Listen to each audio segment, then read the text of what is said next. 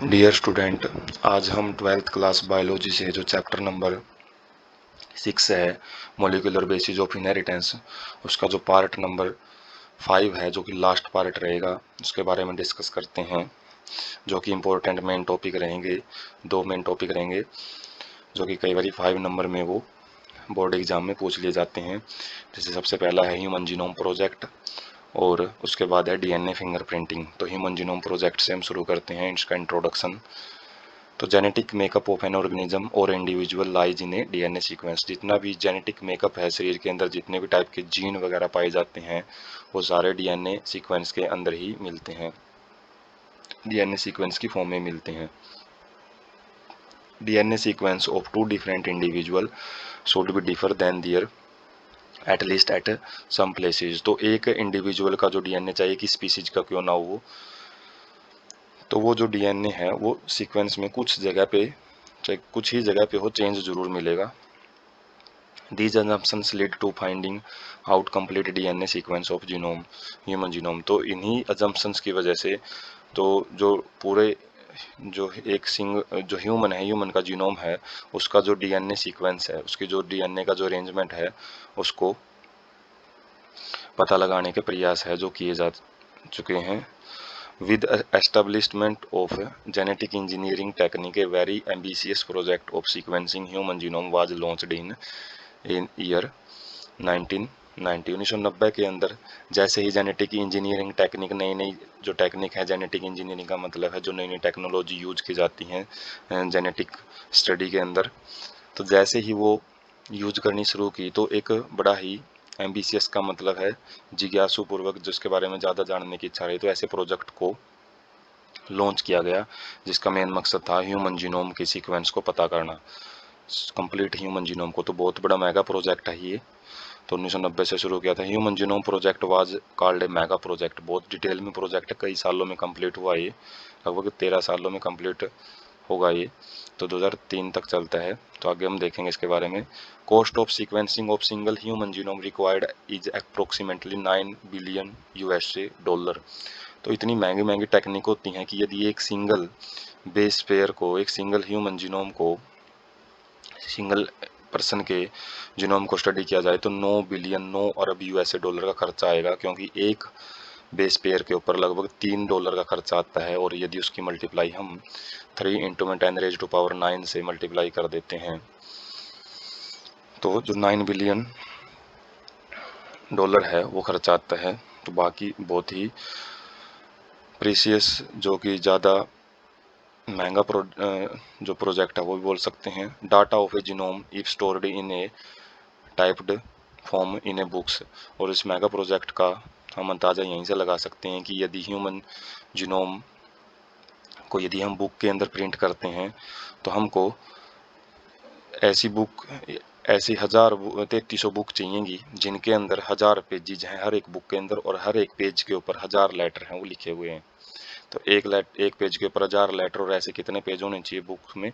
1000। और ऐसी 1000 पेजेज वाली 3300 बुक चाहिएगी, जो कि इंफॉर्मेशन उसको कलेक्ट कर सकें। एक सिंगल जो ह्यूमन है, सिंगल ह्यूमन सेल है, उसके अंदर की जो डीएनए सीक्वेंस है, उसके लिए चाहिएगा इतना सारा material. Use of high speed computational devices for data storage and retrieval and analysis. तो इसके लिए काफ़ी ज़्यादा जो कंप्यूटर है उसकी भी ज़रूरत पड़ती है, क्योंकि ये ह्यूमन एफर्ट से नहीं हो सकता, जिसके अंदर बहुत ज़्यादा जो डाटा है उसको स्टोर किया जाता है। रिट्राइवल का मतलब जब भी यूज के लिए उसको हम असेस कर सकें उसके लिए, और एनालिसिस, उन आंकड़ों को एनालाइज करने के लिए ज़रूरत होती है। HGP human genome project closely associated with rapid development of a new era in biology. तो बायोलॉजी के अंदर ये एक नया युग लेके आता है, जिसके अंदर काफ़ी ज़्यादा जो डेवलपमेंट है स्पीड से देखने को मिलती है। और जो हम इंफॉर्मेशन टेक्नोलॉजी का यूज़ करते हैं, IT का यूज़ करते हैं बायोलॉजी में, उसको बायो इन्फॉर्मेटिक्स बोला जाता है।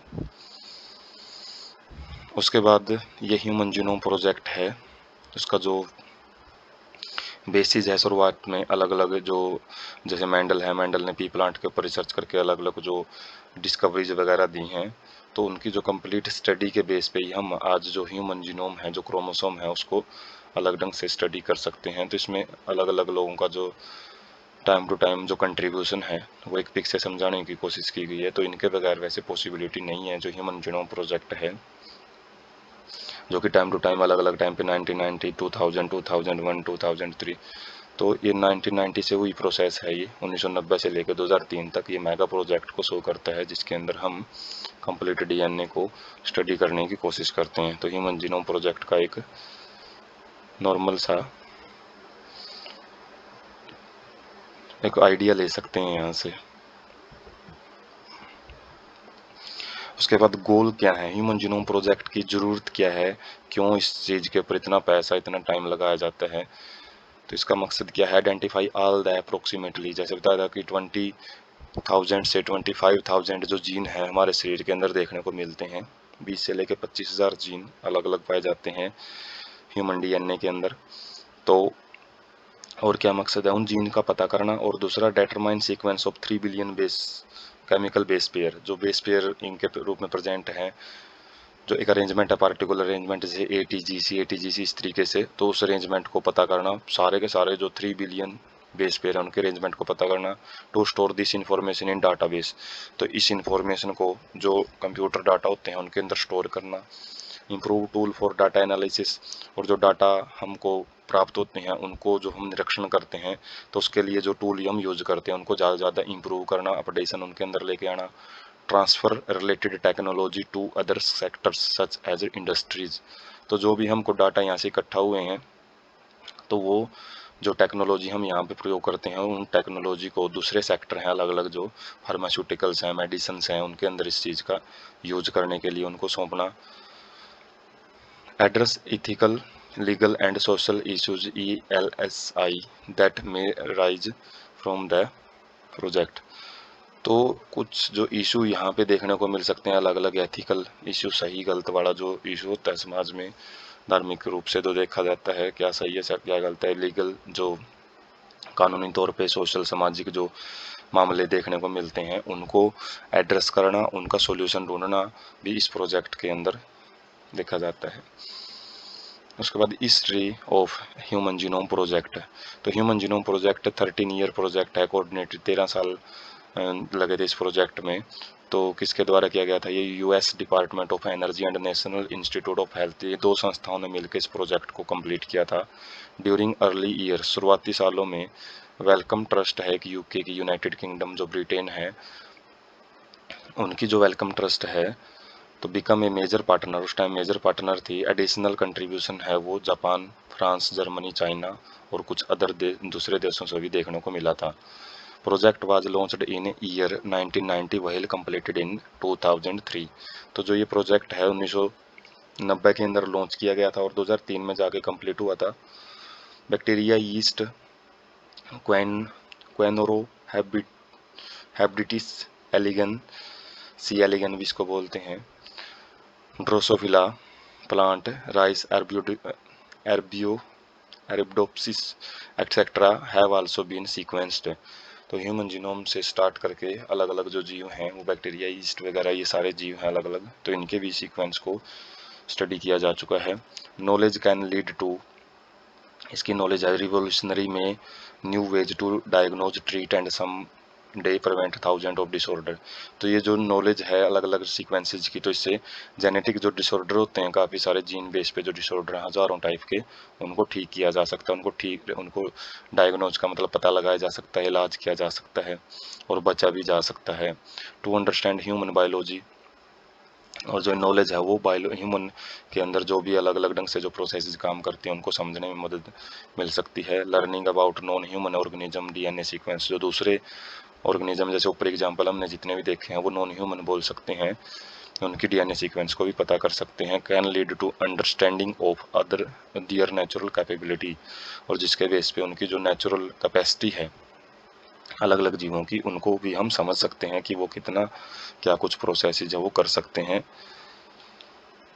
Can be applied towards solving challenges in health care, agriculture, तो जो अलग अलग इंस्टीट्यूट, अलग अलग जो संस्थाएं होती हैं जैसे हेल्थ केयर है, एग्रीकल्चर है, कृषि है, एनर्जी प्रोडक्शन है, जो बायोफ्यूल वगैरह प्रोडक्शन, एनवायरमेंटल रेमिडिएशन का मतलब है वातावरण के अंदर जो भी अलग अलग टाइप के पोल्यूशन होते हैं उनको निपटारा करने के लिए, उनको ठीक मतलब जो रेमिडिएशन वैसे उपचार होता है, तो जो भी कुछ गलत एनवायरनमेंट में हो रहा है उसको ठीक करने के लिए भी हम इस नॉलेज का इस्तेमाल कर सकते हैं। उसके बाद मेथडोलॉजी कैसे किया जाता है ये प्रोजेक्ट, तो involve in 2 major approaches, 2 major approach रहती हैं यहाँ पे। Expressed tag sequence tags ESTS, identifying all the genes are expressed as RNA। तो पहला तो प्रोसेस है कि इसके अंदर जितने भी एक्सप्रेस्ड जीन जो हमने ट्रांसलेशन ट्रांसक्रिप्शन प्रोसेस पढ़ी है, जो जीन उनके अंदर पार्टिसिपेट करते हैं उनको पता लगाना, और दूसरा क्या है पूरा सेट है वो पता लगाना। ऑल कोडिंग और non coding sequence later assigning different region in sequencing with functions, sequence annotation जिसको बोला जाता है। तो इसके अंदर क्या किया जाता है, सारी कोडिंग हो चाहे नॉन कोडिंग सीक्वेंस हो उनको स्टडी किया जाता है, और उसके साथ में उनको अलग अलग उनके रीजन हैं उनके फंक्शंस के साथ में नोट किए जाते हैं, जिसको सीक्वेंस एनोटेशन बोला जाता है। फॉर सीक्वेंसिंग, सीक्वेंसिंग के लिए टोटल DNA है जो सेल से वो निकाला जाता है बाहर, उसको रैंडम फ्रेगमेंट्स में तोड़ा जाता है, और उसके बाद क्लोन्ड कॉपी तैयार की जाती हैं किस चीज़ को यूज करके, एक सुटेबल होस्ट को यूज करके। कोई भी बैक्टीरिया वगैरह यूज किया जा सकता है इसमें होस्ट के रूप में, और वेक्टर लिए जाते हैं जैसे प्लाज्मिड वेक्टर है जो कि एक जगह से DNA को दूसरी जगह पे DNA लेके जाने में मदद करता है। और यहाँ पे जो वेक्टरी जो होस्ट यूज किए जाते हैं, कॉमनली यूजिंग होस्ट जो बैक्टीरिया और यीस्ट हैं वो यूज किए जाते हैं, और जो वेक्टर्स हैं वो BAC बैक्टीरियल आर्टिफिशियल क्रोमोसोम या फिर YAC यीस्ट आर्टिफिशियल क्रोमोसोम वो वेक्टर का काम करते हैं। यहाँ पे तो शॉर्ट फॉर्म है, इनकी फुल फॉर्म काफ़ी बार पूछ ली जाती हैं, तो ये वेक्टर का काम करते हैं जो कि इन्फॉर्मेशन को एक जगह से दूसरी जगह पे जो हमारा जो DNA फ्रेगमेंट्स है उसको ट्रांसफ़र करने में मदद करते हैं। Cloning resulted into application of each piece of DNA fragments. तो क्लोनिंग से क्या होता है, जो प्रत्येक DNA का फ्रेगमेंट है उसकी काफ़ी कॉपी हम तैयार कर सकते हैं। Fragments were sequencing using automated DNA sequence. तो फ्रेगमेंट्स को उसके बाद सीक्वेंस किया जाता है, और उनको लयबद्ध तरीके से उनके जो अरेंजमेंट पार्टिकुलर अरेंजमेंट में जैसे वो प्रेजेंट है उसमें उनको रखा जाता है। और किसके ऊपर काम करता है ये फ्रेडरिक सेंगर मेथड है, जो कि DNA की जीन प्रोटीन सीक्वेंसिंग और नाइट्रोजीनियस बेस पेयर सीक्वेंसिंग के ऊपर काम करता है। Who also discovered method for determination of, वही बात है जिसने अमाइनो एसिड की सीक्वेंस पता लगाने के लिए मेथड है वो खोजी है। तो सेंगर सीक्वेंसिंग मेथड यहाँ पे यूज की जाती है फ्रेगमेंट्स के अंदर जो DNA सीक्वेंसिंग है उसको उसको जो नाइट्रोजीनियस बेस की सीक्वेंसिंग है उसको पता लगाने के लिए। Sequence were arranged based on some overlapping regions by specialized computer based program. तो सीक्वेंस को अरेंज किया जाता है, फिर जिस लेवल में प्रेजेंट है उस बेस पे पता लगा कि भाई कौन सा नाइट्रोजीनियस बेस है उसको अरेंजमेंट किया जाएगा। ऑन सम ओवरलैपिंग रीजन, कुछ ऐसे ओवरलैपिंग रीजन होते हैं जो एक दूसरे को कवर करते हैं, और कंप्यूटर की मदद से कंप्यूटर बेस्ड प्रोग्राम होते हैं सॉफ्टवेयर उनकी मदद से इनको अरेंज किया जाता है। Assigning genetic and physical maps on genome done by polymorphism of restriction endonuclease recognition site and some repetitive DNA sequence, जिसको माइक्रोसैटेलाइट बोलते हैं। तो उसके बाद क्या किया जाता है, जेनेटिक और फिजिकल मैप तैयार किए जाते हैं कि कहाँ पे कौन सा जीन प्रेजेंट है उसका एक मैप तैयार किया जाता है। और ये पॉलीमॉर्फिज्म अलग अलग जो फॉर्म पाई जाती हैं किसकी, रेस्ट्रिक्शन एंडोन्यूक्लियेज जो कि कट करने का काम करते हैं पार्टिकुलर जगह से फ्रेगमेंट्स को, DNA फ्रेगमेंट्स को तोड़ने के लिए एंजाइम यूज किए जाते हैं। ये उनके अलग अलग जो फॉर्म है उनको देखा जाता है। उनकी रिकॉग्निशन साइट वो एक स्पेसिफिक साइट होती है जहाँ पे जाके वो काम करते हैं। और कुछ इसके अंदर रिपीटेटिव जो बार बार रिपीट होने वाले DNA सेगमेंट्स होते हैं, सीक्वेंस होती हैं, उनको माइक्रोसैटेलाइट भी बोलते हैं। तो उनको पता लगाने के लिए भी उनको भी इनके अंदर यूज किया जाता है प्रोसेस के अंदर। उसके बाद chromosome of sequence of chromosome first was completed only in May 2006 in last 24 human chromosome. तो जो सीक्वेंस है क्रोमोसोम 1 की वो 2006 के अंदर, मई 2006 के अंदर कंप्लीट हुई है, जो कि ऐसे सबसे लास्ट में खोजा गया था ये। ठीक है, इसलिए वैसे ये नहीं कि क्रोमोसोम एक क्रोमोसोम की ही ज़्यादा लंबे टाइम लेगी है जो सीक्वेंसिंग पता करने में। क्रोमोसोम नंबर 1 की जो सीक्वेंसिंग है सबसे लास्ट में खोजी गई थी।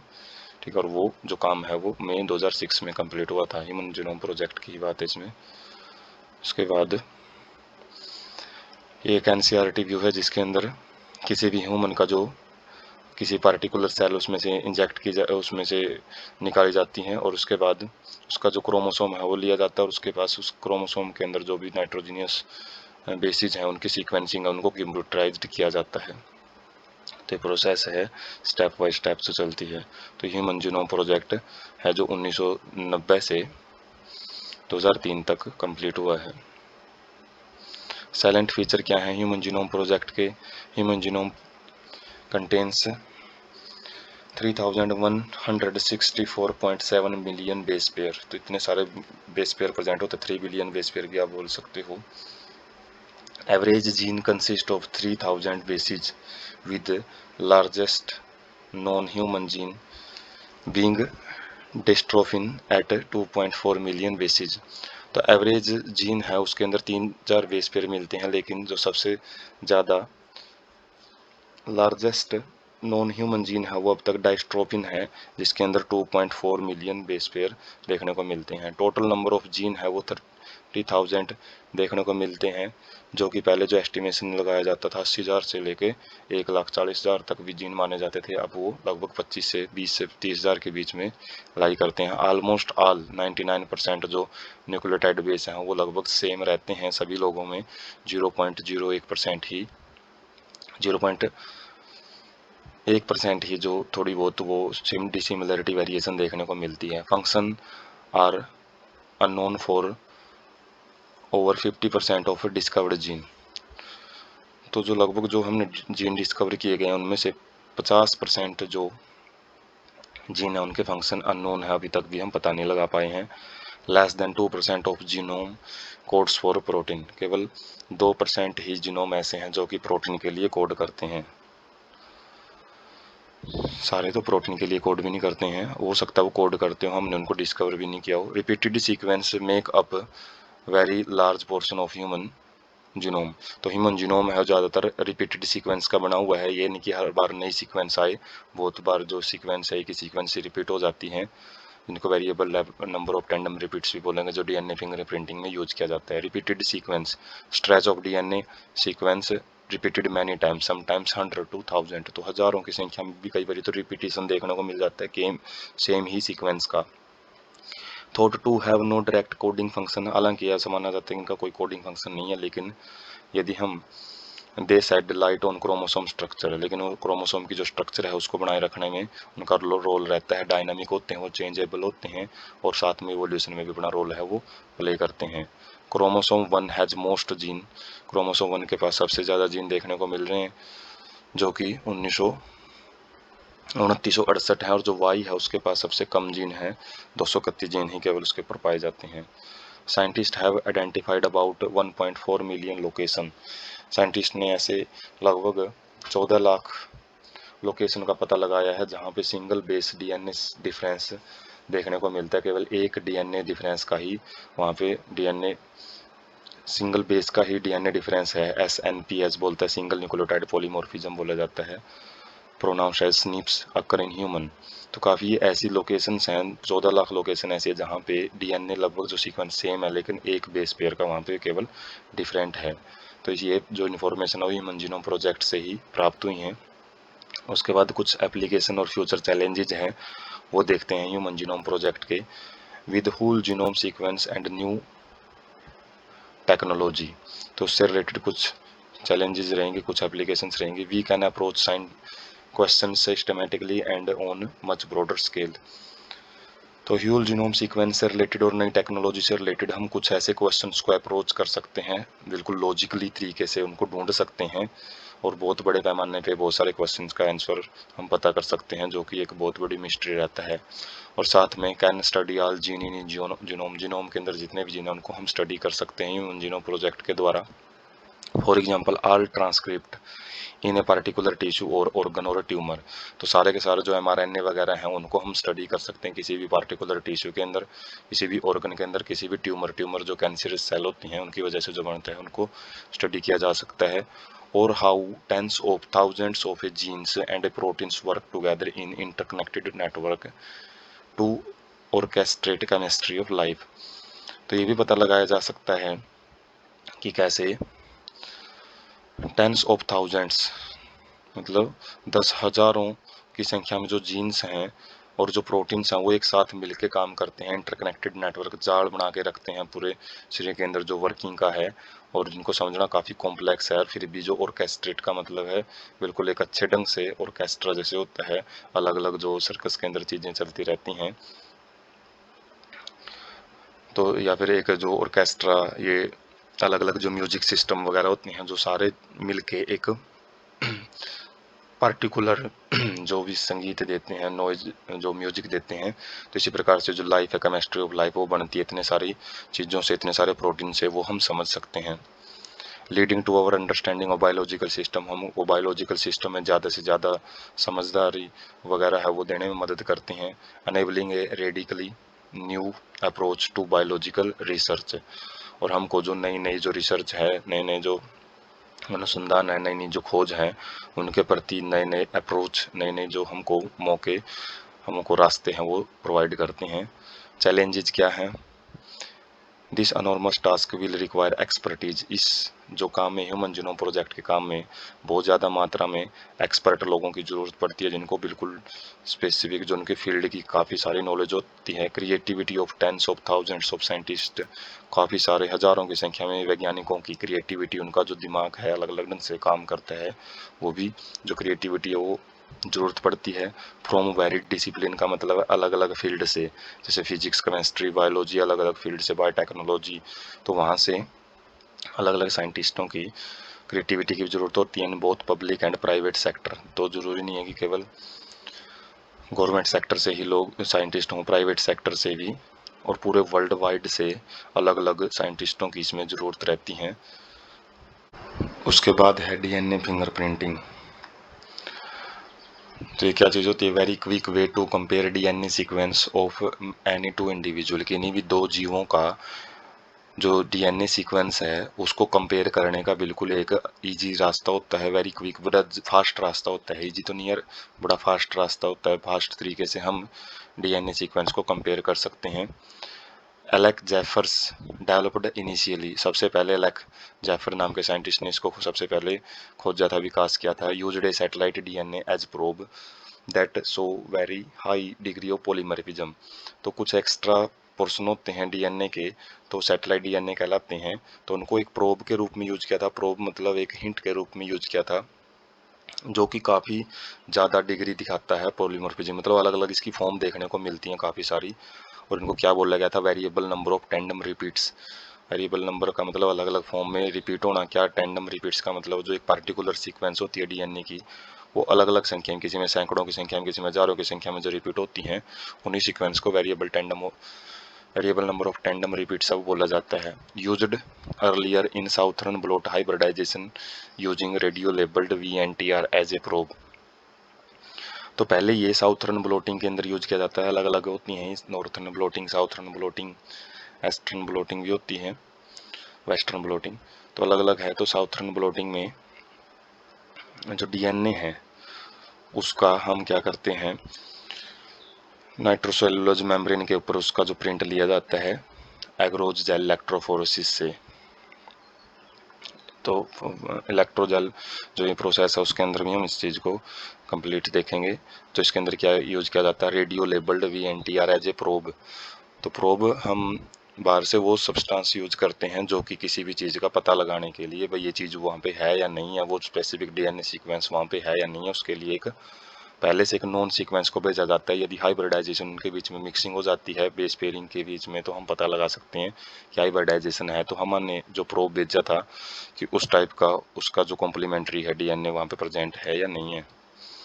उसके बाद 99% of base sequence among human is same, तो ये तो बात हमको पता है कि लगभग 0.1 का ही डिफरेंस देखने को मिलता है, which make every individual unique in their phenotypic appearance, जो कि प्रत्येक इंडिविजुअल को अपने जो फिनोटिपिक अपीयरेंस है जो बाहर से वो दिखाई देता है उसमें इसको यूनिक बनाती हैं। Process involves identifying difference in some specific regions in DNA sequence, repetitive DNA। तो repetitive DNA के बीच में ही हम उनके अलग अलग जो सीक्वेंस हैं उनके अंदर जो डिफरेंस हैं उनका पता लगाते हैं DNA फिंगरप्रिंटिंग में। A process A small stretch of DNA is repeated many times, जिसके अंदर एक जो छोटा सा जो DNA का फ्रैगमेंट स्ट्रेच होती है, स्ट्रेच का मतलब एक पार्टिकुलर सीक्वेंस, वो बार बार रिपीट होगी, कई बार हो सकती है। Separated as different peaks during density gradient centrifugation, जब इनका डेंसिटी ग्रेडियंट सेंट्रीफ्यूगेशन एक प्रोसेस के थ्रू इनको गुजारा जाता है तो अलग अलग पीक देखने को मिलती हैं ग्राफ के अंदर, अलग अलग ऊंचाई तक जो ग्राफ है वो जाता है। बल्क डीएनए फॉर्म से मेजर पीक, तो जो अपना जो मेन डीएनए होता है वो एक मेजर पीक बनाता है, जबकि जो सैटेलाइट डीएनए है वो छोटे छोटे पीक बनाते हुए दिखेंगे ग्राफ के अंदर। पीक का मतलब अलग अलग लेवल तक जाएंगे वो, depending on the base composition, length of segment and number of repetitive unit. और जो ये अलग अलग पीक देखने को मिलता है वो किसकी वजह से, अलग अलग जो बेस कंपोजिशन है नाइट्रोजीनियस बेस उसके अंदर अलग अलग प्रेजेंट हो सकते हैं, लेंथ है सेगमेंट की वो अलग देखने को मिल सकती है, नंबर ऑफ रिपीटेटिव यूनिट्स की रिपीट जो यूनिट्स हैं स्ट्रेच हैं वो कितनी बार रिपीट हो रहे हैं तो उसके बेस पे भी जो पीक है वो अलग अलग देखने को मिल सकता है। Classified into many categories, micro satellite, mini satellite, जिसकी वजह से इसको अलग अलग कैटेगरीज में बांटा जाता है सैटेलाइट डीएनए को, माइक्रो और मिनी। मिनी और शॉर्ट फॉर्म होती है, माइक्रो भी शॉर्ट फॉर्म के लिए यूज किया जाता है, छोटी फॉर्म होती है सैटेलाइट की। Normally do not code for any protein, हालांकि किसी भी प्रोटीन के लिए कोड नहीं करते हैं, but they form a large portion of human genome, फिर भी ये काफ़ी सारा जो पोर्शन है वो ह्यूमन जीनोम का, ह्यूमन डीएनए का वो बनाने का काम करते हैं। So high degree of polymorphism and form a basis of DNA fingerprinting. तो यहाँ से ये देख सकते हैं काफ़ी सारी जो डीएनए की यहाँ पे जो सीक्वेंसेज हैं, जो सैटेलाइट है इनकी काफ़ी पॉलीमर अलग अलग फॉर्म देखने को मिल सकती है, और यही है जो डीएनए फिंगरप्रिंटिंग का बेस है वो तैयार करती हैं। उसके बाद VNTR क्या चीज़ होती है, belongs to class of satellite DNA. Satellite DNA की ही एक क्लास होती हैं, उनका ही एक भाग होता है जिनको हम मिनी सैटेलाइट भी बोलते हैं। Small DNA sequence is arranged tandemly in many copy number. तो जो काफ़ी छोटे छोटे जो डीएनए सीक्वेंस हैं वो अरेंज्ड होती हैं, टेंडमली का मतलब है एक पार्टिकुलर वे में, और उनका जो कॉपी नंबर है, उनका जो रिपीटिशन है वो अलग अलग देखने को मिल सकता है। नंबर ऑफ रिपीट में शो है हाई डिग्री ऑफ पॉलीमरेसिज्म, तो ये बात हम पढ़ चुके हैं कि काफ़ी सारा जो रिपीट्स हैं वो सैकड़ों हजारों अलग अलग संख्या में देखने को मिल जाता है, उनका रिपीटिशन है। साइज ऑफ VNTR है वो 0.12 20 किलो बेस पेयर हो सकता है। केबी का मतलब है किलो बेस पेयर, तो अलग अलग संख्या में ये देखने को मिल सकते हैं। तो साइज छोटे से लेके काफ़ी बड़े से बड़ा साइज यहाँ पे देखने को मिल जाता है VNTR का। After hybridization with VNTR probe, जैसे ही जो प्रोब है उसके साथ हाइब्रिडाइजेशन होती है जो भी सीक्वेंस है उसकी, तो ऑटो रेडियोग्राम, तो जो ऑटो रेडियोग्राफी एक टेक्नोलॉजी यूज की जाती है जिसमें पता लगाया जाता है कि हाइब्रिडाइजेशन हुई है या नहीं हुई है। तो इसके अंदर क्या जाते हैं, many bands of different size हैं वो देखने को मिल जाते हैं फोटोग्राफिक प्लेट के ऊपर।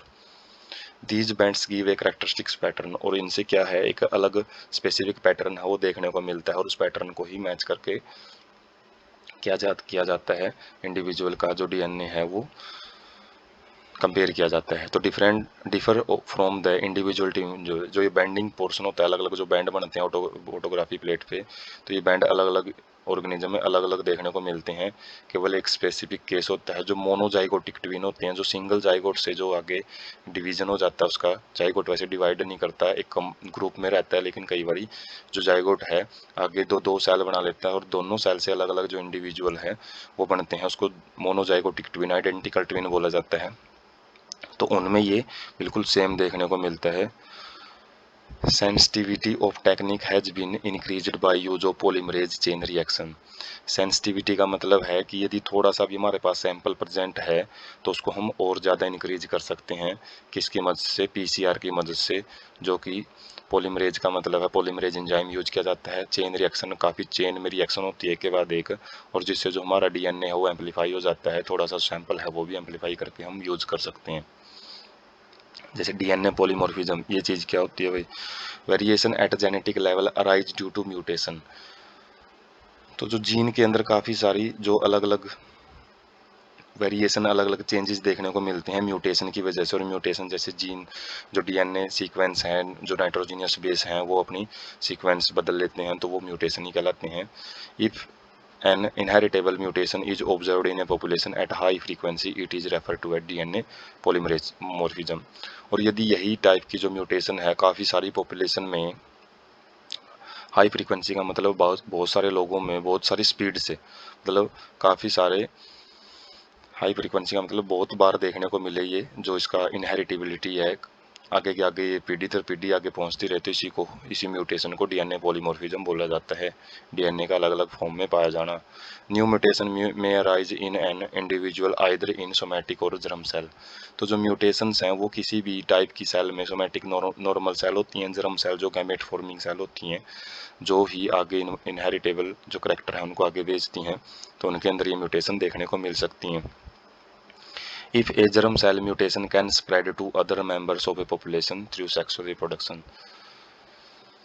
तो ये वेरिएशन है वो और किस चीज़ की वजह से हो सकती है? जो इंडिविजुअल हैं सेक्सुअल जो रिप्रोडक्शन करते हैं उनकी वजह से भी ज़्यादा से ज़्यादा वेरिएशन एंड डीएनए पॉलीमॉर्फिज्म है वो देखने को मिल सकती हैं। तो ये जर्म सेल म्यूटेशन रिप्रोडक्शन से ही फैलेंगी। Observed in non coding DNA sequence as mutation in these sequence may not have any immediate impact in individual reproductive ability। तो जो नॉन कोडिंग डीएनए सीक्वेंस के अंदर यदि म्यूटेशन आ जाती हैं तो उन सीक्वेंस से कोई भी एकदम से इफेक्ट है, बिल्कुल एग्जैक्ट एकदम से होने वाला जो इफेक्ट है, इम्पैक्ट है, वो इंडिविजुअल पे एकदम से जो जरूर देखने को नहीं मिलता है। Mutation keep on accumulating. जो ये म्यूटेशन है वो आराम आराम से इकट्ठी होती रहेंगी जनरेशन आफ्टर जनरेशन, और क्या हो जाती हैं जब एक लेवल पे पहुंच जाती हैं, form one basis of variability और पॉलीमॉर्फिज्म। और काफ़ी जब इकट्ठी हो जाती हैं एक लेवल तक, उसके बाद ये इफेक्ट है जो अपना शो करती हैं, मतलब इफेक्ट एकदम से शो नहीं किया जाता, वो आराम आराम से इकट्ठा होकर पार्टिकुलर वे में शो किया जाता है। Type of polymorphism ranging from single nucleotide change to very large scale changes. तो जो चेंज है ये पॉलीमॉर्फिज्म है वो सिंगल न्यूक्लियोटाइड चेंज से लेकर काफ़ी लार्ज स्केल चेंज भी इसमें देखने को मिल सकते हैं। Play very important role for evolution and speciation. तो ये इवोल्यूशन है जो जैव विकास है और जो अलग अलग स्पीसीज बनती है उसमें बड़ा इंपॉर्टेंट रोल प्ले करती हैं। प्रोसीजर देखते हैं डीएनए फिंगरप्रिंटिंग का। तो सबसे पहले डीएनए को आइसोलेट किया जाता है सेल से या किसी भी सैंपल से, ऑर्गेनिज्म के सैंपल से डीएनए को बाहर निकाला जाता है।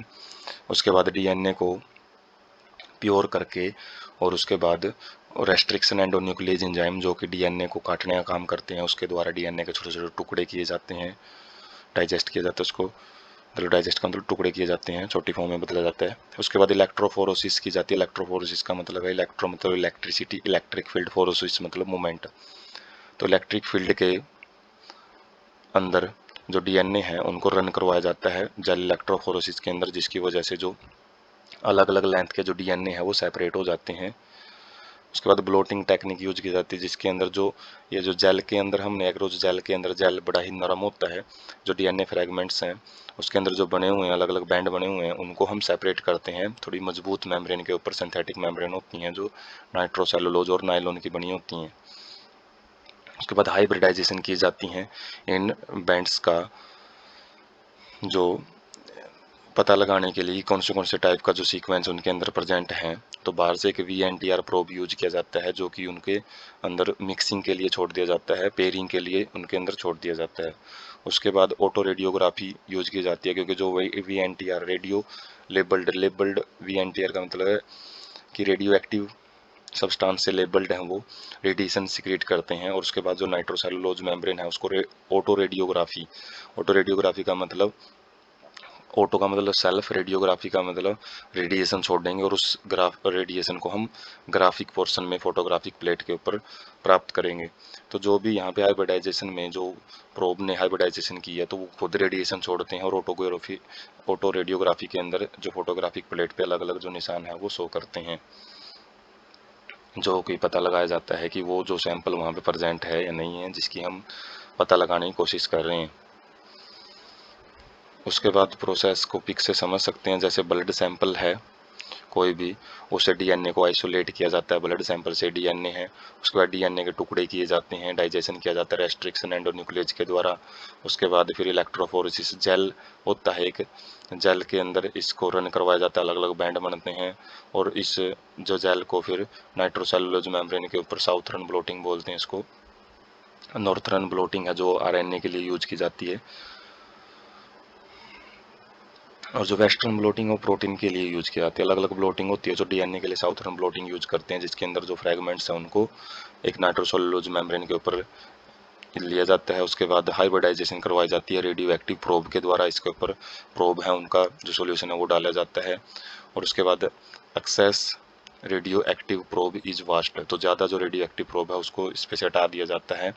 अब यदि इसके ऊपर जो रेडियो एक्टिव प्रोब है वो चिपके रह जाते हैं तो इसका मतलब वहाँ पे हाइब्रिडाइजेशन हो चुकी है। और उसके बाद developing the X-ray film to detect the radio active probe, तो इसके ऊपर एक जो एक्सरे फिल्म है उसको रखा जाता है, और जो पोर्शन रेडिएशन छोड़ता है तो उसकी वजह से वो वाला पोर्शन वहाँ पे ब्लैक कलर का हो जाता है। DNA pattern is compared with the pattern of non subjects, जो भी अलग अलग जो हमको वहाँ पे, जैसे ज़्यादातर जो फोरेंसिक लैब में इसको यूज किया जाता है कल्प्रिट वगैरह का पता लगाने के लिए, या फिर हॉस्पिटल में भी यूज किया जाता है पेरेंट्स का पता लगाने के लिए, रियल पेरेंट्स का। कई बार जो चिल्ड्रन हैं, जो यंग बेबी हैं, वो एक्सचेंज हो जाते हैं, तो उस केस में इनको यूज किया जाता है। फिर डीएनए पैटर्न को मैच करके देखा जाता है, जिसका डीएनए बिल्कुल मैच करता है तो उसका जो सैंपल है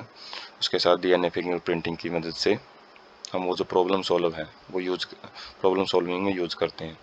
उसके बाद southern blotting to visualize DNA को साउथर्न ब्लोटिंग के द्वारा कैसे लिया जाता है, जैसे रेस्ट्रिक्शन डाइजेस्टेड जीनोमिक डीएनए, जो जेल इलेक्ट्रोफोरेसिस है सबसे पहले वो की जाती है। सैंपल लोड किया जाता है, जो वेल्स होते हैं इनको वेल बोला जाता है, जहाँ पे जेल इलेक्ट्रोफोरेसिस के अंदर सबसे पहले जिन भी को भी हमने जिस सैंपल की इलेक्ट्रोफोरेसिस करनी है उनको रखा जाता है इसमें। उसके बाद इलेक्ट्रोफोरेसिस की जाती है, तो इस तरीके से पैटर्न से देखने को मिलते हैं। उसके बाद इसको साउथर्न ब्लोटिंग की जाती है, थोड़ा सा प्रेस करके रखा जाता है ताकि जो बैंड हैं वो सारे के बैंड किस पे आ जाएं, अपने जो पेपर हैं, पेपर टॉवल उसके ऊपर आ जाते हैं, नायलॉन शीट के ऊपर, नायलॉन जो मेम्ब्रेन है उसके ऊपर। उसके बाद रेडियो एक्टिव प्रोब को इसके ऊपर छोड़ा जाता है, जिस तरीके से यहाँ पे एक जो कोल्ड जो स्प्रिंग से टाइप में देखने को मिल रहे हैं तो उनको ऊपर छोड़ा जाता है। उसके बाद एक्स्ट्रा को वाश कर दिया जाता है, और जहाँ जहाँ पे ये चिपके रह जाते हैं इसका मतलब वो हाइब्रिडाइजेशन को शो कर रहा है। उसके बाद इसको एक्सरे फिल्म के ऊपर रखा जाता है, और डेवलप्ड एक्सरे फिल्म के ऊपर अलग अलग जो निशान है वो एक रियल प्रिंटेड फॉर्म देखने को मिलता है। प्रिंटेड फॉर्म में हम उसको यूज कर सकते हैं। Determining size restriction fragments that hybridize to the probe, तो ये वो साइज आ जाते हैं। Determining the size of restriction fragment, तो इसको कहाँ पे यूज किया जाता है, फ्रेगमेंट्स का जो साइज है, रेस्ट्रिक्शन फ्रेगमेंट का साइज, उनको पता लगाने के लिए यूज किया जाता है।